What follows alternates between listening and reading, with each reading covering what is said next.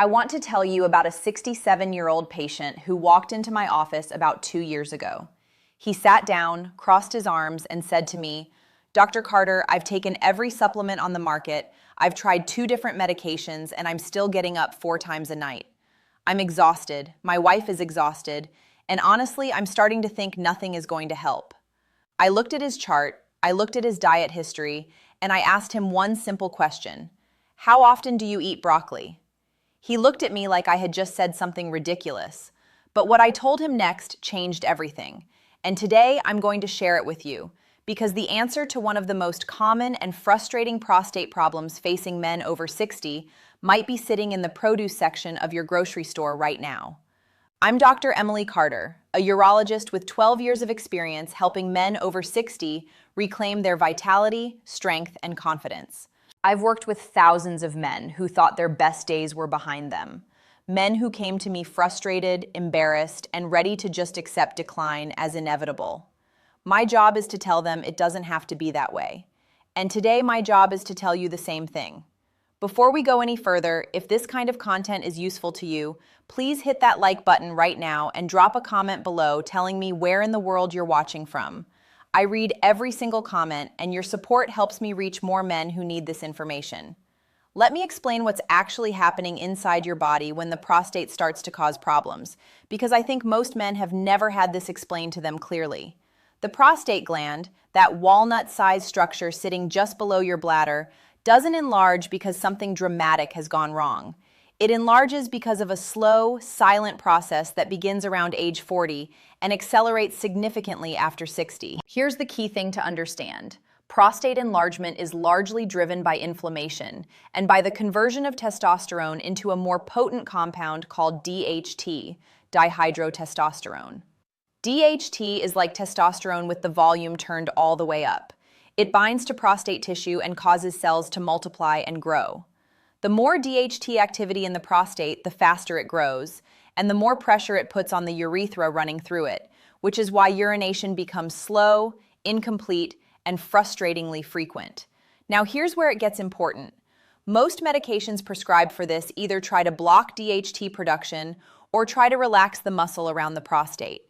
They work for some men, partially, some of the time, but they come with side effects that no one likes to talk about: reduced libido, fatigue, and in some cases, effects on sexual function that can persist even after stopping the medication. What if there were a way to address the underlying inflammation and DHT activity through something your body already knows how to process? Something with no side effects, no prescription required, and frankly, something that costs less than $1 per serving. There is. And it grows in the ground. The vegetable I'm talking about is broccoli. And before you roll your eyes and click away, stay with me, because what I'm about to tell you is not folk medicine. This is peer-reviewed science published in journals that I read as a practicing urologist. The reason broccoli is so powerful for the prostate comes down to a compound called sulforaphane. Sulforaphane is a sulfur-containing compound that forms when you chew or chop broccoli, triggering an enzymatic reaction between 2 precursor compounds in the plant. And what sulforaphane does inside your body is nothing short of remarkable. From a biological standpoint, sulforaphane activates a pathway in the body called NRF2, which is essentially a master switch for the body's own antioxidant and anti-inflammatory defense systems. When NRF2 is activated, your cells produce enzymes that neutralize the oxidative stress that drives chronic prostate inflammation. Think of it this way. If inflammation is a fire quietly burning in your prostate tissue, sulforaphane doesn't just put a wet towel over it. It turns on the building's entire sprinkler system. It addresses the root cause, not just the symptoms. But it gets even more specific than that. Research has shown that sulforaphane directly inhibits the activity of 5-alpha reductase, which is the enzyme responsible for converting testosterone into DHT. This is the exact same enzyme that prescription medications like finasteride target. Sulforaphane does it naturally, without the side effects, and it does it while simultaneously reducing the inflammatory environment that makes DHT activity so damaging in the first place. A study published in the journal Cancer Prevention Research found that men who consumed broccoli 4 times per week showed measurable changes in the gene expression of their prostate tissue compared to men who didn't. Their prostates were, at a cellular level, behaving more like younger, healthier tissue. That is not a small finding. From an emotional standpoint, I want you to think about what prostate enlargement actually takes from a man's life. It's not just the inconvenience of bathroom trips. It's the interrupted sleep that leaves you foggy and irritable the next day. It's the way you start mentally mapping every location's restroom before you agree to go out. It's the quiet withdrawal from activities you used to love, long road trips, evening concerts, social dinners, because the anxiety of not being near a bathroom is just too much. It's the way it affects intimacy, because exhaustion and self-consciousness are not exactly conducive to closeness. Men don't talk about this, they carry it silently, but it accumulates and it changes how a man sees himself.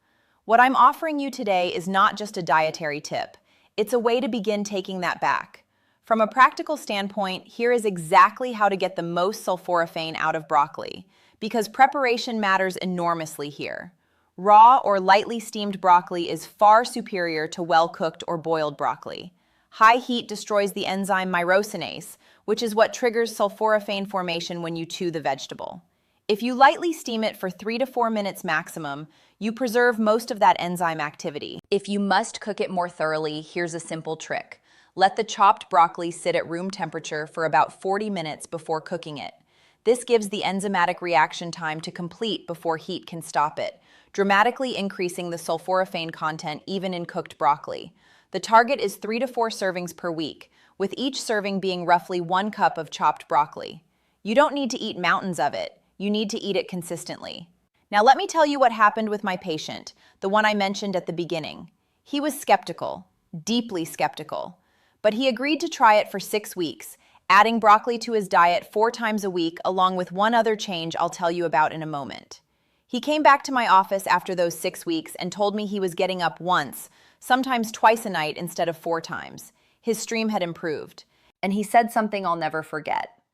I feel like I got my life back, and all I did was eat a vegetable. He wasn't cured. Benign prostatic enlargement doesn't just disappear, but his symptoms had improved significantly. His sleep had improved, his mood had improved, and he had done it without adding a single medication. Now, broccoli is powerful, but it works even better when combined with a second vegetable that addresses the DHT problem from a completely different angle. That vegetable is pumpkin, specifically pumpkin seeds. I know I said one vegetable in the title, and broccoli is the star of this conversation, but pumpkin seeds are so directly relevant to prostate health that it would be a disservice not to mention them. Pumpkin seeds are one of the richest natural sources of zinc on the planet. And zinc is to the prostate what oil is to an engine. The prostate has the highest concentration of zinc of any organ in the human body. It needs zinc to function properly, to regulate DHT activity, and to maintain healthy tissue structure. When zinc levels fall, as they commonly do with age due to decreased absorption and dietary gaps, DHT activity rises and prostate tissue becomes more vulnerable to inflammation and overgrowth. Multiple studies have shown that men with benign prostatic hyperplasia have significantly lower prostate zinc levels than men without it. Restoring zinc through diet, particularly through pumpkin seeds, which contain a form of zinc that is highly bioavailable, can slow the growth process and reduce symptoms. 1 ounce of pumpkin seeds daily, about a small handful, gives you roughly 20 to 25% of your daily zinc requirement in a form your body absorbs efficiently. Sprinkle them on salads, add them to yogurt, or simply eat them as a snack. Simple, inexpensive, consistent. Quick pause before we continue because I want to address something directly. Some of you are watching this and thinking, Dr. Carter, I'm already on medication for my prostate. Should I stop? Absolutely not. Please do not stop or change any prescribed medication without talking to your doctor. What I'm sharing with you today is not a replacement for medical care. It's something you can add to whatever you're already doing, and it may enhance your results significantly. Always keep your physician in the loop.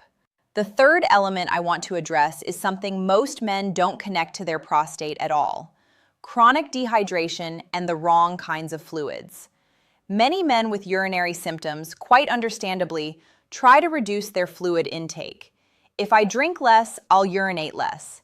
It makes sense intuitively, but it's actually counterproductive. When urine becomes concentrated due to insufficient hydration, it becomes more irritating to the bladder wall and the prostate tissue. It's like washing a wound with undiluted antiseptic instead of diluted. Technically the same substance, but the concentration makes it damaging rather than healing. Adequate hydration keeps urine dilute, reduces irritation, and actually decreases the urgency that drives so many of those nighttime trips. The practical recommendation is 6 to 8 glasses of water per day, with the bulk consumed before 6 p.m. to minimize nighttime disruption. What to avoid is equally important. Caffeine, alcohol, and carbonated drinks all irritate the bladder and increase urgency. I'm not telling you to eliminate your morning coffee forever. I'm telling you that if you can shift it earlier in the day and reduce it to 1 cup, your prostate will respond.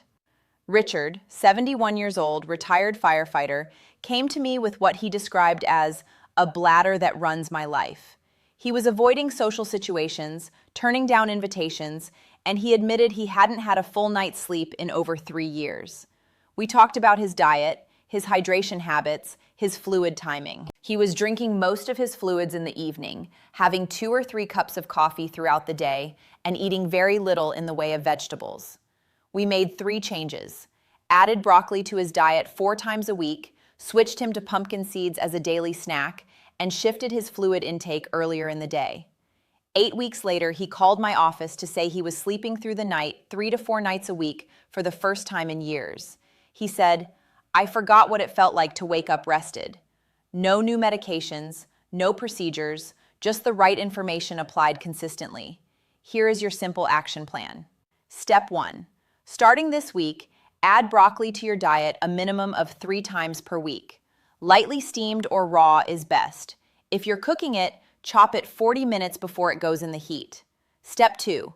Add 1 ounce of raw pumpkin seeds daily as a snack or meal addition.